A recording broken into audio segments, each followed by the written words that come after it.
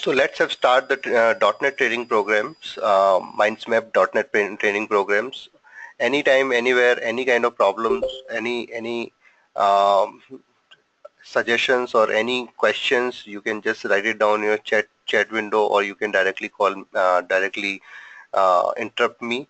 Uh, Today will cover all the overview of .NET technologies. Will touch a kind of basic points of .NET technologies and .NET features. Uh, and because this it's a very important to have a kind of first kind of basic infrastructure of .NET and basic architecture of .NET before starting our programming and everything. So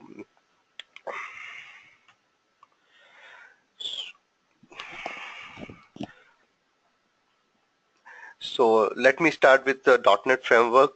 So .NET Framework is a software that is developed by Microsoft.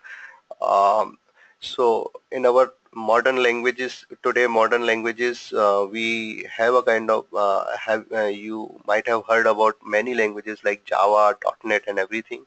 So .NET is one of them, which is developed by Microsoft. And framework, by means of framework, that framework is a kind of structure which gives you all the facility to write the programs and compile the programs and then run these programs. And whatever the things you need to you need for developing any application for Windows or web applications, any kind of application, that frameworks provide you all the facilities to achieve that. So framework is nothing but a set of tools and set of environment which give you all these benefits to develop the applications. So .NET frameworks allow before .NET we have many programming languages. Before .NET, people use the C++ and various different technologies, kind Visual Basic and everything.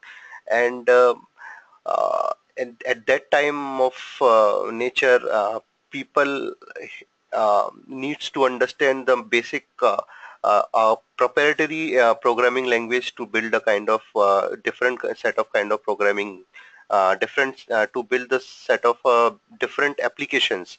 Like if you want to uh, develop a Windows application, you need to learn the different programming. If you want to develop a web application, you need to learn some other programming languages. So that was a kind of very hassle for any programmer. So .NET comes with a common framework which gives you a platform where you can develop any kind of applications, whether it's a Windows application, web applications, or the web services and everything. So what the basic difference is, some are the desktop applications like Microsoft Word or some Excels. These are a kind of very standalone basic applications which runs on our Windows platform. And a web application is a kind of our websites, which you already know. These websites, uh, we are calling as a kind of web applications. To build these websites, we'll use a web applications and some web services, which also used in our internet world. We are using the web services to be to be to build all these application development. We can use only one framework called .NET. So this is a kind of very good advantage in the .NET side. So other than this, .NET frameworks allow you the different programming languages. So initially, people are more some people are more comfortable with the C++, and some people are more comfortable in our Visual Basic or some different languages. So .NET allow you all the programmers to write their programs in own languages, and after that .NET will take care to convert them in a common language, and then run these application in a kind of very smooth manner. So .NET right now, .NET supports 20 odd languages, and gives you the um, benefit of language interoperability. After that, .NET gives you the libraries. What it means by libraries, there are some set of written classes, already written classes, which you can directly use into your application development side and build your applications. Let's suppose we have a kind of you need to connect to your database or some other source system, like you need to connect to some kind of different Excel files, or some you need to connect to the XML files, you need to read the XML file, or you need to write the notepad file or something. So for all these things, you do not need to write a kind of very hard code, or some uh, a lengthy code and everything. They have already built a uh, uh, basic classes or basic functions, so that you can directly use these classes or functions, and you can easily build your application. So .NET provides thousands of classes, already built classes, and they will and you can just use these classes and just create an application very easily. So this is also a main advantage of .NET. And we have a built-in web services standards. .NET provides you um, the standard programming languages uh, to build the business applications. So currently in our modern area, people, all the companies wants a kind of very quick development. They do not want to write your code in a very scratch manner, and they do not want to spend more time to develop any application. So these areas will help you to develop the applications very easily, very quickly. So here the .NET helps you a very lot. So what are the other features of .NET? We'll cover all the basic features which is providing by the which provides by the .NET. So first is the rich functionality out of the box. Um, so as I said, it contains hundreds of classes, and already built the functionality classes like math class or some string classes. If you want to uh, square root of any value, or if you want to have a kind of some round functions or some truncate functions in a maths, so it gives you all the functions already built in, and you can directly use these functions. You can directly use the highly built uh, these classes, and you can just write it down your code, and uh, very easily. Other feature is easy development of the web applications and Windows application. So if you want to create your website, there is one programming language called ASP.NET, which comes under the which comes under the .NET framework also. And by using the ASP.NET, you can just easily develop the web applications also. Any programming language, any modern programming language should be the object-oriented programming. We'll cover all these parts in a later sessions in a more details, but we need to touch these points today, so that we can have a kind of some basic idea of what are these features are. So object-oriented programming is a basic structure of the program, which currently all the modern languages are using. So .NET is also support the object-oriented programming language, which is a purely class and object-based programs, and have a kind of very object-oriented features. So .NET provides all the object-oriented programming features. Multi-language support, as I said, we .NET uh, is supporting all the 20 odd programming languages, whether it's a so initially, if person was very much familiar with the Visual Basic language, then he can develop your application in VB.NET. Person is very familiar with the C++, then it can use the C++.NET, C Sharp, JScript.net, and these things. So whatever the uh, programming language you can adopt in .NET, and basically it will give you the facility to write your code in any language. So this is a kind of best feature in .NET. So you don't need to learn a kind of new languages every time.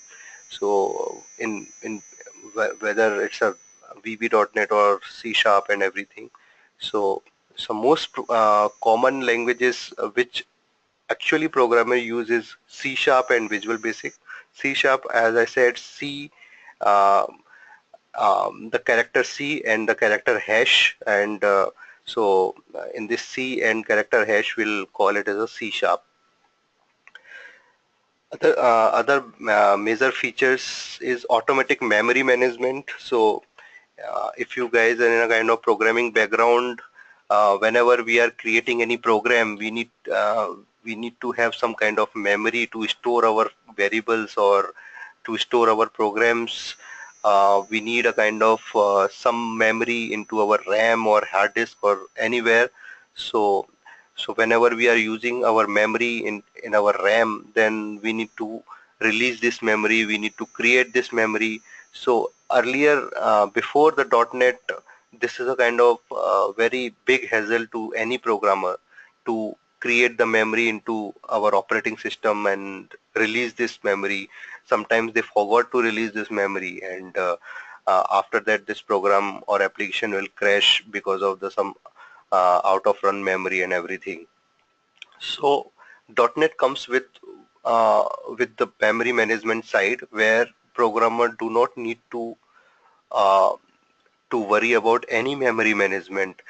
It automatically happens whether it automatically provide the features with the .NET, which gives you the memory management, best memory management, and programmer do not need to worry about any memory, whether I need to create the memory or I need to release the memory or something, or I need to free that memory.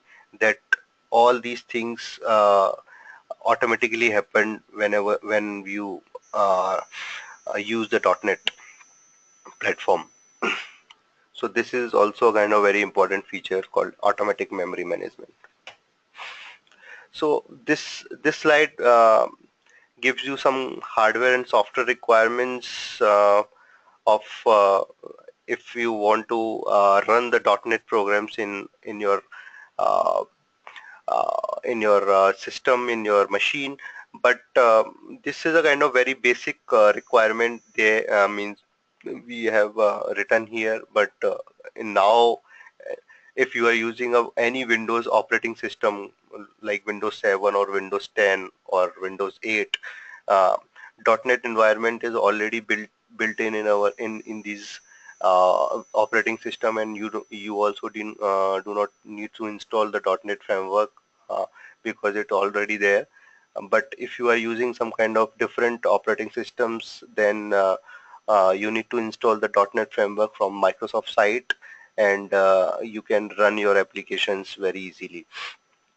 So, but still we have a kind of some basic hardware requirement, like processor should be a Intel Premium Class 133 megahertz. These are the minimum requirements which a .NET required.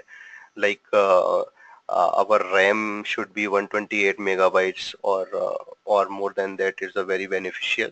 Hard disk should be 600 MB. So these are the very basic minimum requirement. In our today's world, we have a kind of all these requirement easily. We in our machines or our desktop machines or laptops, they have a kind of these requirements already there.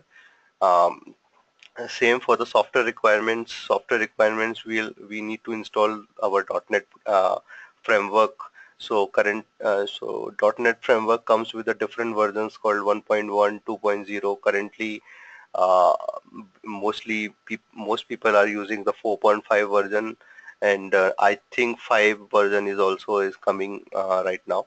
So 4.5 version is mostly using uh, in current world. So this is a kind of a basic .NET framework structure. .NET framework structure gives you. So we'll start with the bottom layer. This bottom layer, you can see a common language runtime. So this is a component of .NET framework, and this is the it's a very important component, or you can say a kind of the core component of the .NET framework is common language runtime. So what and we can call it as a CLR. So what CLR means? So CLR gives, so whatever the features I was means telling, that automatic memory management or language interoperability and these things are comes under the common language runtime. So this CLR comes with an environment where you can write your application, and after writing your application, you can compile your application, validate your application, and then you can run your application in Windows operating system. So all these things will take care by the common language runtime. And as I said, common language runtime comes with the memory management side and some common type systems and lifecycle monitoring. Then these things will touch in our later side also. So CLR is a main component in .NET, which gives you all the facility to cover our writing the application and then run the application in a Windows environment. As I said, .NET comes with the framework class libraries. Framework class libraries is what I have told already, that .NET comes with 1,000 libraries. Libraries means already built classes, already built functionalities. So .NET comes with already built functionalities or features, which we can directly use these classes or class libraries into our application, and we can leverage these functions directly, and we do not write the code again and again. Let's suppose you need to read any XML file or write any XML file. uh, we have a built-in functions which gives you a kind of all the functionality which needs to read the XML or write the XML, or whether you want to connect to any database system, and you need to query the data, or you need to ask for the data, or you need to save the data, then we have ADO.NET class libraries. And these class libraries is a very easy to use and very um, um, you can say very uh, extendable class libraries. Even you can just take these libraries and extend these features, extend the functions, whatever the functions you do not find it into these libraries, you can just include these functions and build your own class libraries also in a future use. So these are the uh, let's suppose we need to use the threadings or IO. IO means input output operation. Whenever you write it down some kind of any files, or you need to read the files or write the files, these are the IO operations we are talking about. uh, Whenever you want to connect to any kind of different networks or securities, application security or web application security, for these features also we have a class libraries. Diagnostics, we have a, if you want to find any bug or troubleshooting and everything in our application development, then also we can use the framework class libraries. So framework class libraries is a kind of very rich libraries.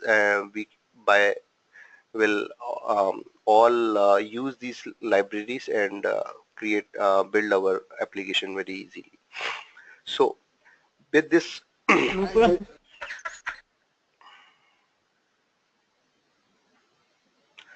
yeah.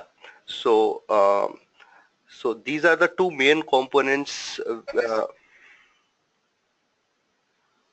Hello. Yep. So these are the two main components .NET comes with. One is common language runtime and second is framework class libraries. By using these two components, we can build our applications. So what are the types of application we can build it? The two main types of application is Windows application and the web application. So to create the Windows application, we need to use the Windows Forms, and to create the web applications, we need to use the ASP.NET. So what are the differences between the Windows Forms and the ASP.NET is Windows application are the desktop application or standalone applications which you can install these application into first you need to install these application into your machine, and then you can use these application for your own purpose. These instance of these application, it's your own instance, like your Microsoft Word. Whenever you need to write your document or something, you just need to go to that Microsoft Word and you just need to double click it and it will open it and you can write it your document. So so this is a type of Windows application. And other thing is ASP.NET. ASP.NET, by using ASP.NET, we can build web applications or web services. These web application is a kind of application which runs on one server, and anybody can connect to that server. So like our Yahoo.com or some Google.com or Microsoft.com. So these are our web applications where you do not need to install any kind of Microsoft.com or anything. You need to have one browser, and in the browser you need to write it down the URL of that web application, and this URL will directly connect to that Microsoft.com server, and it will give you the response into your browser itself. So anybody can connect to that system. So these web application we can call it as a distributable applications also. So these application is installed in some one server, into one Microsoft server, and anybody can connect to that applications. So this is a basic difference between the Windows application and the ASP.NET or web applications. So by using .NET framework, you can build either Windows applications also and web applications, whatever it required.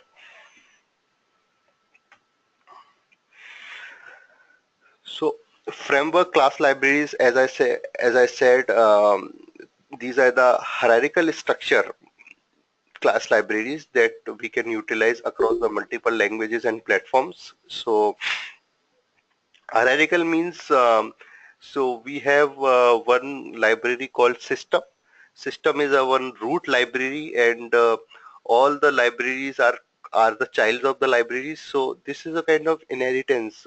This is one of our object-oriented programming method where we can write our one library, and with using this library we can create a kind of more specialized library. So this is so one library is leveraging the features of other libraries.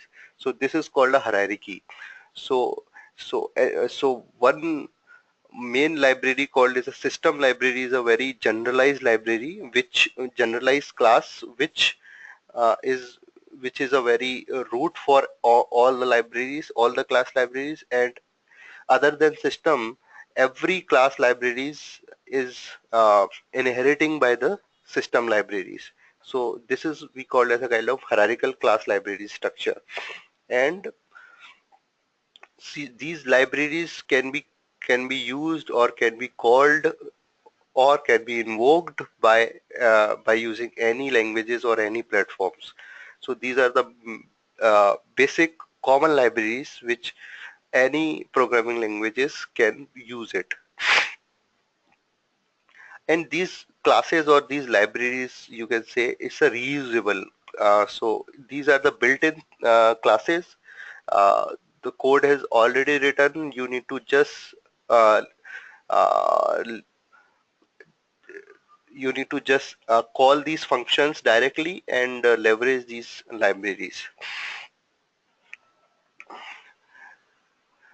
components and web services, developing the Windows Form application, web form applications, directory services, event logs, processes, message queues, and timers.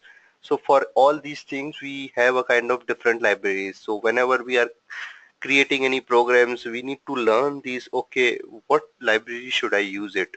So and so because in .NET provides you kind of thousand of libraries, you need to search it which library is beneficial for my application development, and that thing will cover it whenever we are creating the actual programs in our .NET framework. And so whether it's a directory services or event logs or message queues and timers and web applications, web forms, so for every area we have a kind of some certain libraries. Threads. So so now in our modern programming language, every program runs in a threads. Threads is a kind of some parallel programming. So let's suppose what is mean by threads is uh, so whenever you are writing any document in Microsoft Word, and by mistake you are giving a kind of very means some spelling mistake or something, it will turn a kind of red. So so there is one processor which which is giving you a facility to write the document, and the same times one thread is also checking um, your spellings also. So this is a kind of very basic example of threading. So so parallelly two threads are working. One is the main thread, and the second thread is checking spellings and everything. So this is a kind of parallel processing or multi-processing things, which is achieved by threads. So here are So Ashish, yep, quick question. So yes. that means thread is a program, right? Yes, so in our application, uh, we are creating the programs, and we are just specifying that okay, this certain of program should be running parallelly with this main program. Okay. Yep. So managing the application security also. So whenever we are writing any application, web application, the security area is a kind of main concern. Your web application should not be hacked, or should be a kind of encrypted, or your all the data or all the passwords should be encrypted, or these things. These are the application securities which so from .NET provides all the libraries to secure your applications also. Um, so by using framework class libraries, we can achieve the cross-language interoperability, which I will tell you more in this area in later. Consistent and unified programming model, and object-oriented and extensible class libraries. What is mean by extensible class libraries is you can just uh, take these libraries, and you can extend these libraries also. You can add more features into these libraries, and you can build your own library also. So this is a extensible class libraries.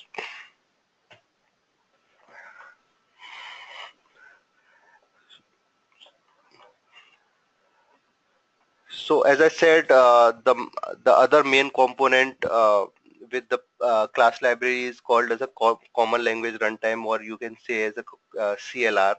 So CLR is a core of the .NET platform, which gives you the execution engine or compilation engine, which to design your application, develop your application, and deploy your application, execute the application. So what it means by these things? So these are the main life cycle of to build your application.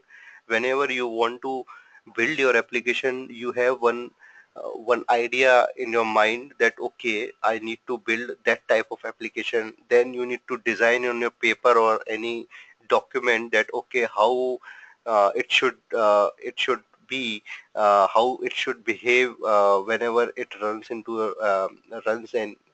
So this is a called as a kind of designing your application. Whenever these stages are the before you actually write the code. Developing side is a kind of actual development, whenever you are actually writing the code, it's a developing. And after development, you need to compile this code, and you need to deploy this code into one server or some and whenever you want. So as I said, in web application, install web application in one server or something. So this is called a deployment. So after deployment, you can run this application very straightforwardly or very easily. So that comes under the executing the application. So these are the main life cycle of the application, right from designing to executing the application. So from designing to executing, all these things, whatever we need as a kind of operating system side or command side or the tool side, all these things comes .NET provides with the CLR. So CLR has all these features to design the application, write the application, develop this application, and execute the application. And it's a language independent. You can design, develop, deploy, and execute all the application in any language, whether it's a C Sharp, VB.NET, C++, anything. As I said, it also manages the memory. So excuse me. So it takes care all your memory hassles, like whenever you are creating any variables or any any s- any important resource in your application, uh, to create the memory into RAM or to release the memory into a RAM is taken care by common language runtime. Thread execution, parallel threads execution and parallel executions. This is also takes care by the CLR. Type safety verification, whether we are writing a kind of primitive types or variables, that will come that will more talk will talk about these things in later section.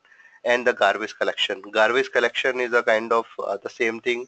Whenever you are writing any code, so you do not need to worry to release the memory or to free the memory. That things will come under the garbage collection. This is a one time of tool which comes with the CLR, which um, automatically free your memories and everything, so that your Windows operating system will not crash or your application will not crash.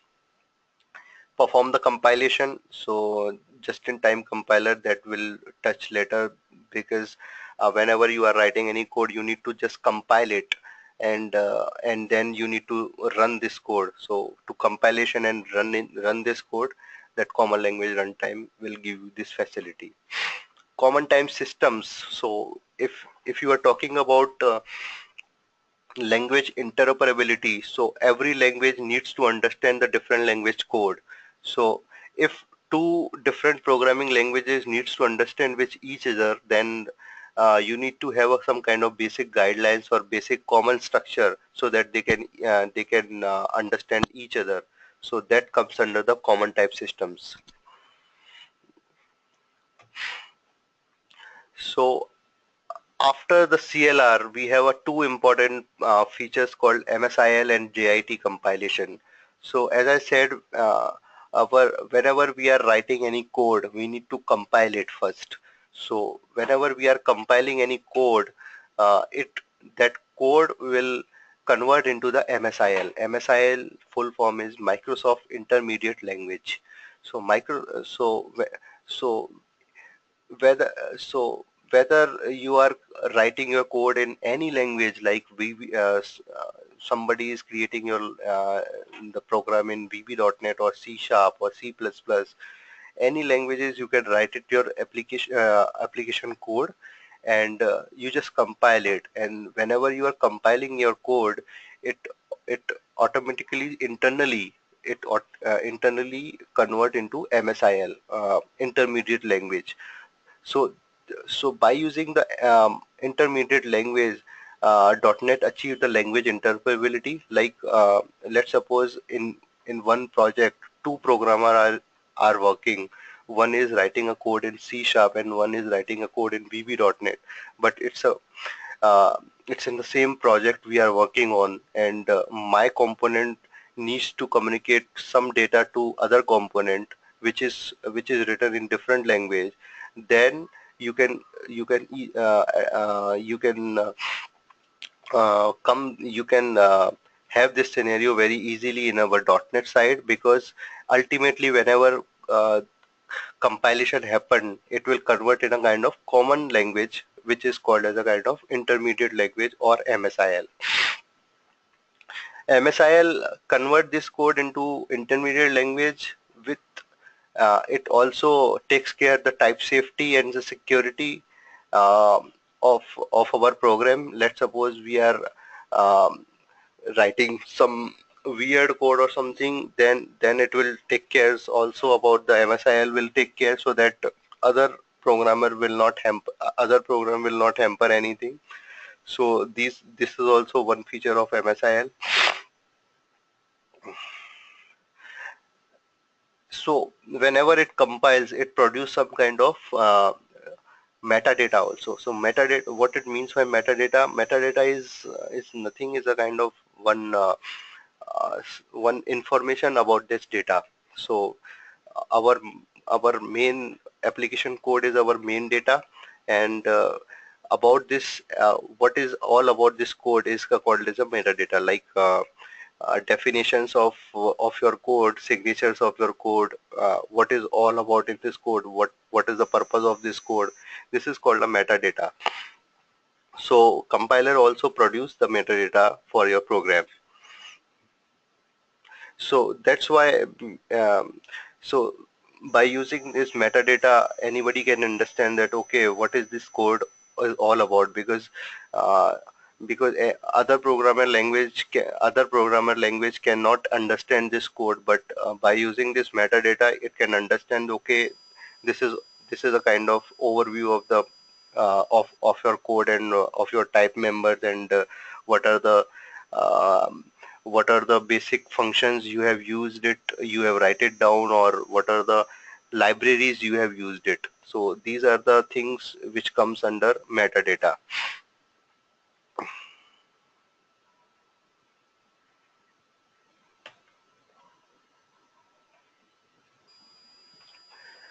Common type systems. So CLR comes with the common type systems.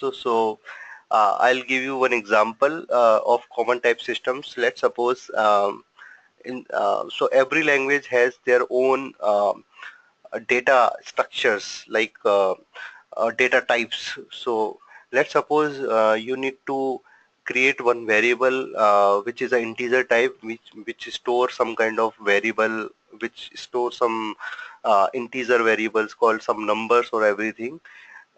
So C# will provide you one data type called int.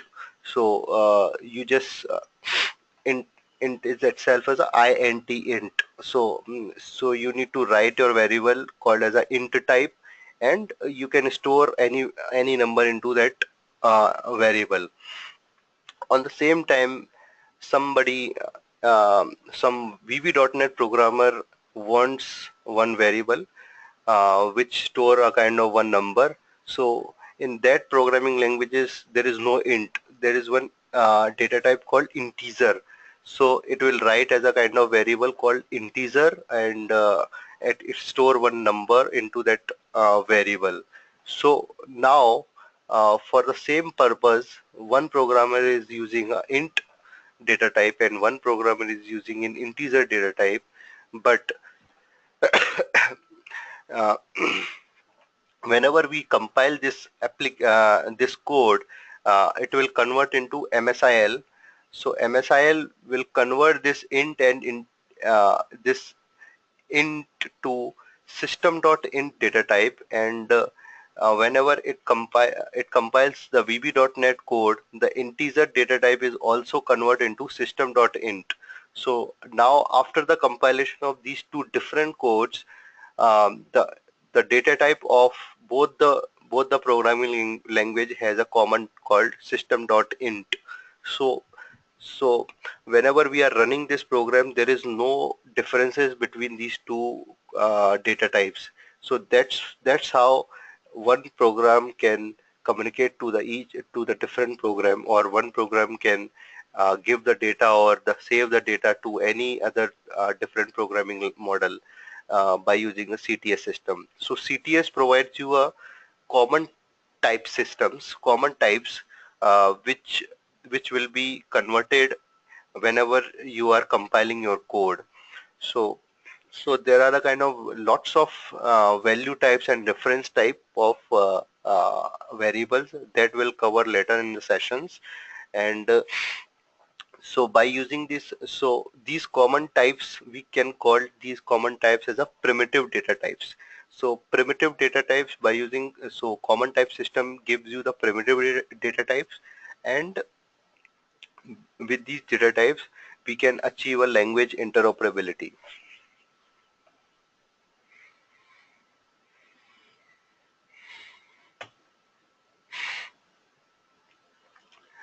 With the CTS, .NET comes with this with one more term called Common Language Specification. So this is a kind of one subset of CTS. So so sorry. Um, so with the CTS will provide you common primitive data types, and with these data types, some kind of guidelines also, which any programmer needs to take care whenever it writes any program. So these guidelines comes under the CLS part, Common Language Specification. So any programmer needs to take care about these guidelines, and so that in future, whenever it needs any language interoperability, or this program needs to communicate to the different program components, then we need to follow some common language specification guidelines. So these CLS guidelines will help you to make your application as a language interoperability.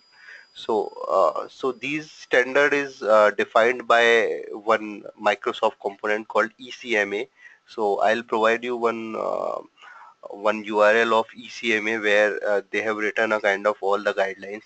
So the basic purpose of these guidelines is to, you should not use a kind of any such thing uh, which creates any problem in the future, or which creates to communicate your program into real world without any problem or something. So these are the guidelines which every programmer needs to follow it.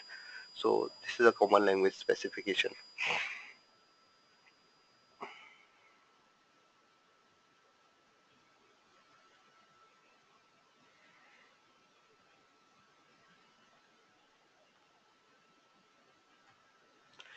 So how the code compilation and execution happen? As I said, first we are writing a source code, or our application programming code. Then uh, we'll have a language compiler, which .NET provides us a language compiler. So for every language, .NET have a kind of one compiler. Like if we are using a C sharp, then it's a CSC compiler called as a C sharp compiler, csc.exe. That is a compiler name, and to compile this source code. And after the compilation, it converts into MSIL, called Microsoft Intermediate Language. So, after this Microsoft Intermediate Language, you cannot run this intermediate language.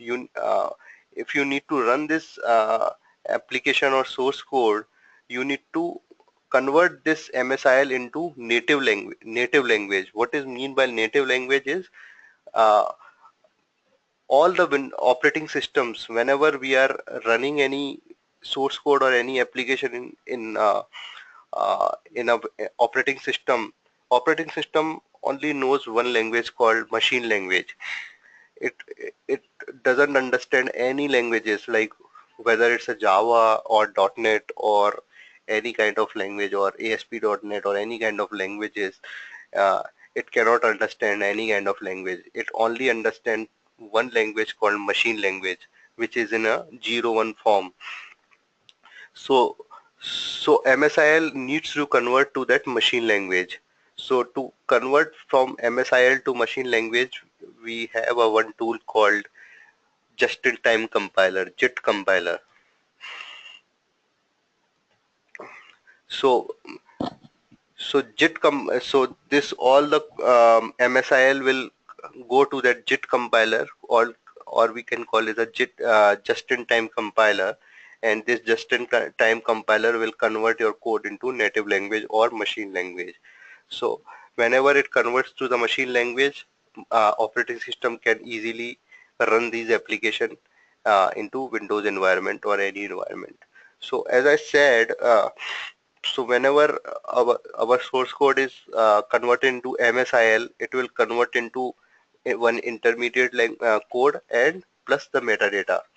So we can call it as a kind of one assembly. So these both the things comes in a one bundle called assembly. So assembly have a code plus the metadata. As I said, metadata is some information about this code, so that every language can understand what is all about this code.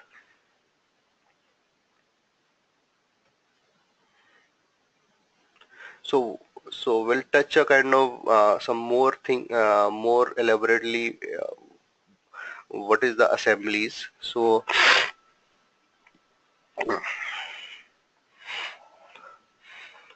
assemblies is as I said, whenever we are compiling our code, it converts into MSIL, and with the with the MSIL, it gives you some metadata. So these both the things comes under assemblies. So what it means by assemblies? So assemblies, first your source code, converted source code, and then your metadata. These are the two things which comes under assemblies. So assemblies uh, is something, this one package needs to be deployed, which this is the smallest unit of deployment. So this is one of the things in assembly, and assembly will provide you some more features, some more good features, like you can have a kind of versioning of your application. You can write your version number or something. You can have your assembly information, like what is the author and what is the who has written this code and everything. So this will uh, so these type of information assembly create assembly store these information is one component called assembly manifest. So assembly manifest has all these unique version information and assembly name and all these application basic information. So assembly manifest uh, will by using assembly manifest we can see that what is this assembly is all about. So what the benefit of this assembly manifest is, let's suppose we are having a kind of versions. So before .NET, I'll tell you one example. Before .NET comes into our market, what was the problem? So there is one common problem called DLL hell in Windows operating system. So what was happened that time? That time C++ programmer write one code and compile this code with the one version. There is so whenever it compile that code, it it compiles and it deployed with one version, and after that it modifies something into the existing version, and again compile this code and deploy this code on into the same machines. So operating system was not understand that, okay, now what version I need to run it, whether I need to run the older version or I need to run it to the newer version. So that was a kind of main problem for the DLL hell. So at the at that time nobody can understand that okay, there are thousands of versions has been installed in our operating system for the same code, and operating system will not understand that which version of code I need to run it at a particular time. So now this assembly solve this problem with the version number. It has a kind of proper version number with the proper registration of that version number whenever you are installing this code into your operating system or deploy this code into your application. And you can specify that okay, in this manner, so let's suppose you need to run this application, so you can give the version number, means which version number I need to run it. So it can directly take that version number of that application, and then it can easily run this version of the application. So by using the assemblies, the DLL hell problem has solved by the .NET, and .NET solve that problem very easily with this assemblies. So assemblies are a very important feature whenever we are writing any code in .NET side.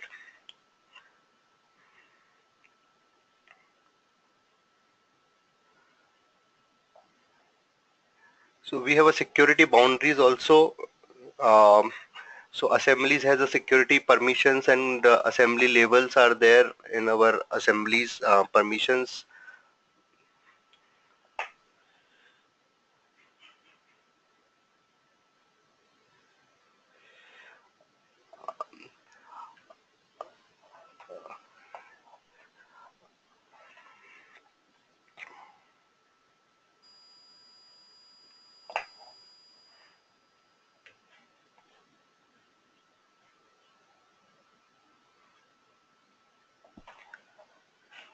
So as I said, assemblies are the self-describing manifest. So all the metadata related to the assemblies are called as a self-describing manifest. So this is also a very interesting part in assemblies, where we have a version number information and everything uh, in the assembly types, and what are all the things we have used whenever we have written this code is assemblies. So this is a one more major thing in metadata in assemblies, like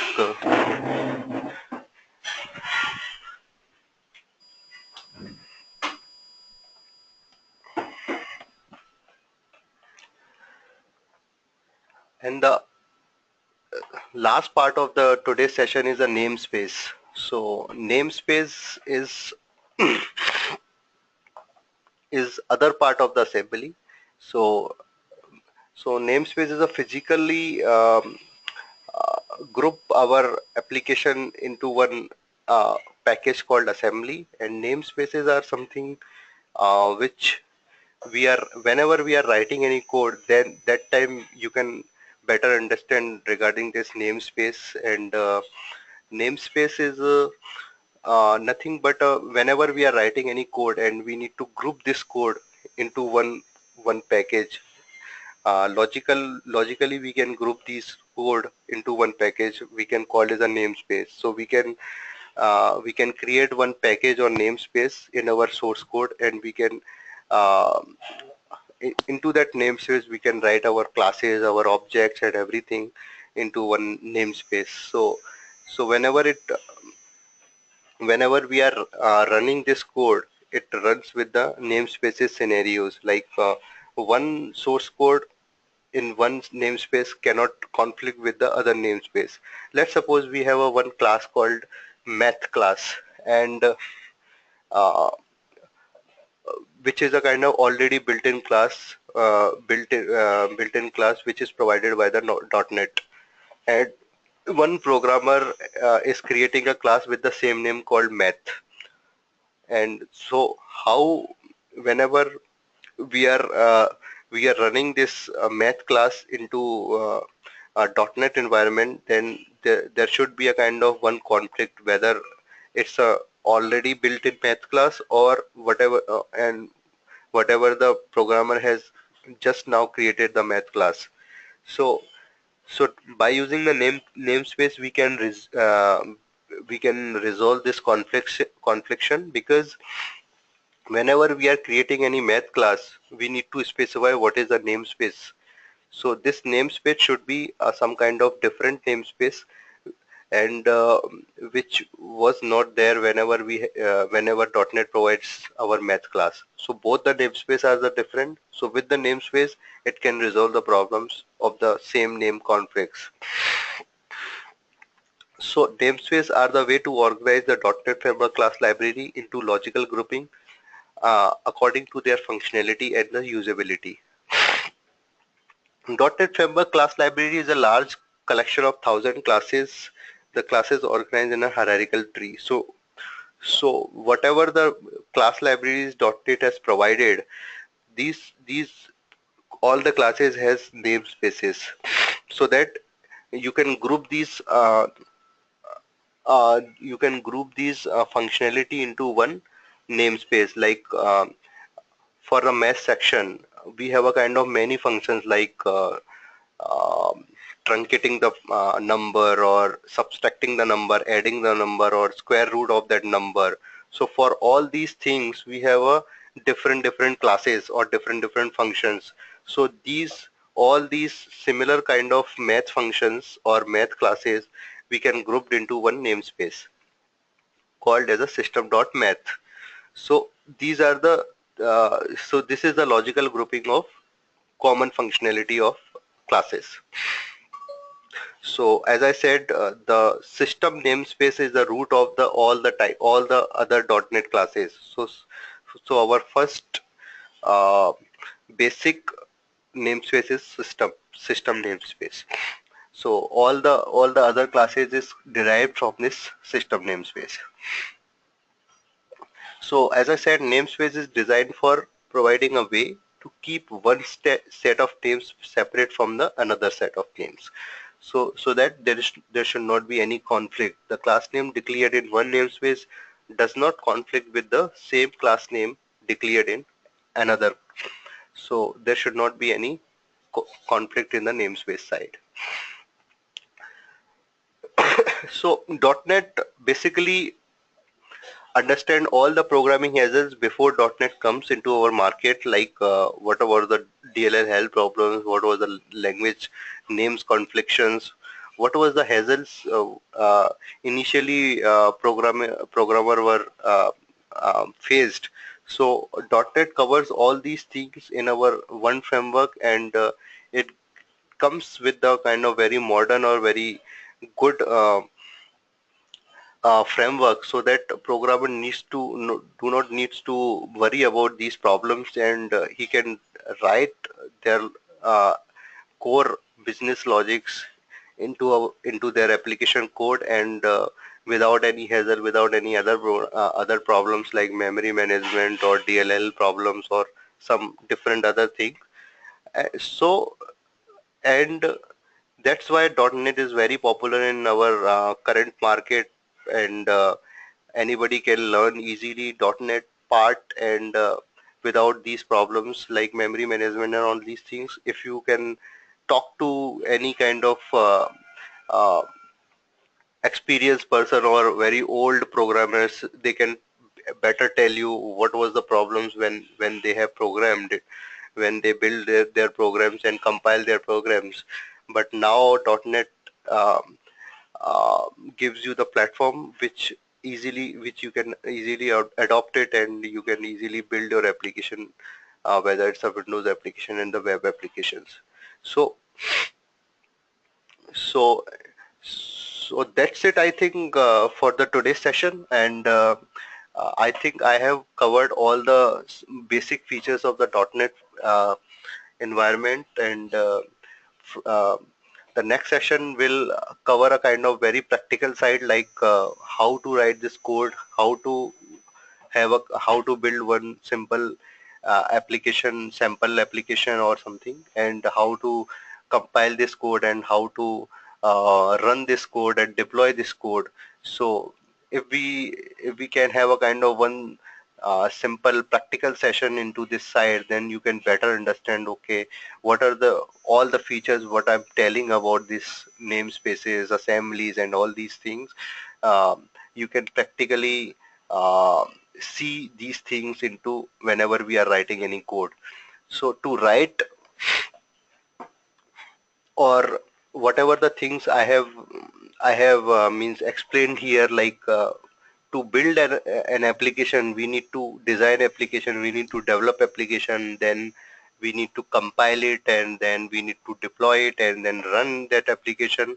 For all these things, .NET or uh, Microsoft has provided one tool called Visual Studio. Visual Studio is a integrated development environment, IDE, which gives you all these functionality. So you do not need to worry about, okay, for compilation what tool I need to use it, or um, for converting the native code to this code, what tool should I need it. So all these things, Visual Studio will cover it. By using Visual Studio, you just need to write uh, any programming languages code first, and then you can compile it, you can deploy it, and you can run your code in a one simple tool called Visual Studio. So I hope you can install your Visual Studio application in your machine, and Visual Studio comes with a kind of different versions, or different type of Visual Studio you can see into your Visual Studio website. Um, Visual Studio comes with a different flavors, like Visual Studio Premium, Visual Studio Standard. So these are the kind of paid tools, like Visual Studio Ultimate version, where if the companies, the software companies, is using these ultimate version because of the some kind of proprietary features and everything. But uh, above these other these things, Visual Studio comes with the Express version. Express version is something which is a free tool which you can download very easily with the visualstudio.com, and you can you can write your application, you can run your application in Visual Studio Express. The guidelines of the Visual Studio Express is, you should use this Express version to learn the .NET, to learn the programming in .NET, and to create your sample applications, to pilot applications, or these proof of concepts um, by your own. You should not use this Express version for the commercial purpose. If you want to uh, if you want to write your application, and you want to write your application for your customer, or for your to sell this application to the market, then you should use the standard version or ultimate version or some different version, which is a paid version, which is offered by the Microsoft. So in the next session, we'll see the practical examples of Visual Studio, so that you have a kind of better idea how to write the code in .NET, and what are the basic life cycle of the writing the code, through writing the code to run that code. So that's it from my side for today session. If you have any questions, or I think this is a kind of very um, today's session is a kind of very basic session, and you may or you may not have a kind of better understanding about these features, because whenever we are writing any code practically, then you can better understand about these features. But yes, writing a code are a different side of story, but we should understand what are the features, or what are the benefits of .NET, which which comes with the .NET framework. So these topics are very much important for us to have a kind of basic knowledge of .NET framework. Also, whenever we are giving any kind of interviews or anything, then these features um, sh should means need, need, they will ask these things like what are the assemblies namespaces, what are the CLR, what is the CTS, because these are the very basic features of the .NET. So that's it for my side for today's session. And if you have any queries, just let me know in a chat window, or you can just coordinate with the Vijay. Um, if you After this session, if you have any queries, you can write it down to Vijay, and I will see these queries and I will resolve these. I will write you the better reply to that queries. Thank you. Ashish, I Yeah. have couple of questions. So can I ask now? Yeah. Yeah. Sure. Okay. So the first thing is, as you said, like we can write any language. Hmm. Okay. So in next session, like, so do you want us to go through some language before the next session, or like how? Because I have never written any language Yep. before. So So how you want to proceed, like before the next session?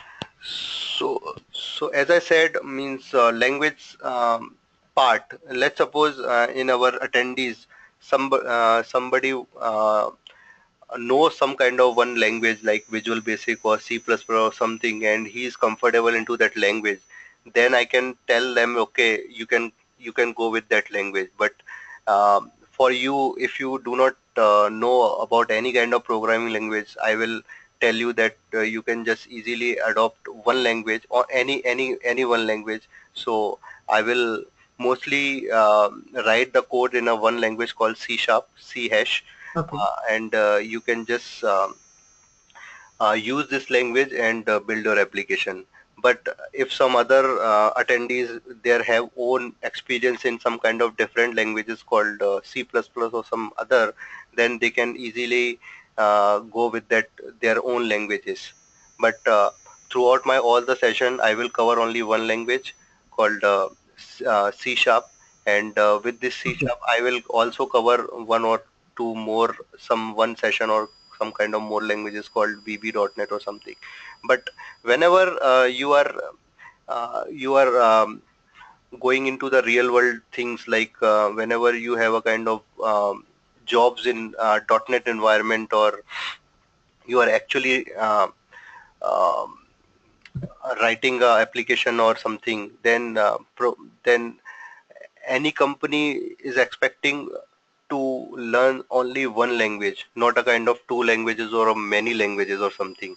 So they just give you that, they just ask you that, okay, which language you are comfortable, and if you are comfortable in whether in a C sharp or Visual Basic .NET or some any kind of things, then it's a then because ultimately you are using the .NET framework, then they do not have any problem with that. But it's not necessary to learn all these languages. You should learn very basic languages, means one basic language which by which you can create the .NET applications. Another question, Ashish. Yeah. Like right now, I don't like I'm using Mac. I'm Mac computer. Okay. So Okay. is it not possible for me to install this Visual Basic in it, or I can? That you can check it, because I never use a Mac operating system. I because this .NET comes with a Windows operating system, and it works Yes. very easy in a Windows operating system. So, Okay. uh, but I'm sure that they have some kind of some good tools for the Okay. .NET for the Mac operating system also. But I need to search it for the Mac operating system, and you also can search it. But Okay. my advice is to have a kind of Windows operating system to learn this .NET. Okay. Yeah, Sure. So I'll try to, yeah, I'll try to manage. yeah. I'll ask one of my friends. Okay, that's okay. And the last question is the slide which you shared with us. So can we have access to it? So I will again go through Yeah, this yeah. slide. As I said, all the materials, everything you can access it throughout your life, Okay.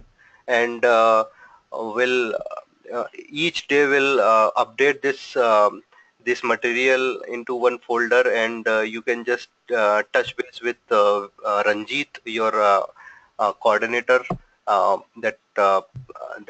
that training coordinator. You can touch Okay. base with Ranjit, and he will give you the access to all these materials, even this Okay. session video also, and Okay. you can refer these videos and these material anytime. Okay. Sure. Okay, Ashish. That's all I have for today. Yeah, hi Karan. Yeah, I have a question. Yeah, Hi. You mentioned about the Express Edition. Is this the same as the Visual Studio Community? yeah, yeah, exactly. Okay. Visual Studio Community is the Okay, Express version. Yeah, okay, good. Yeah, I'll download that. okay, Thank you. no problem.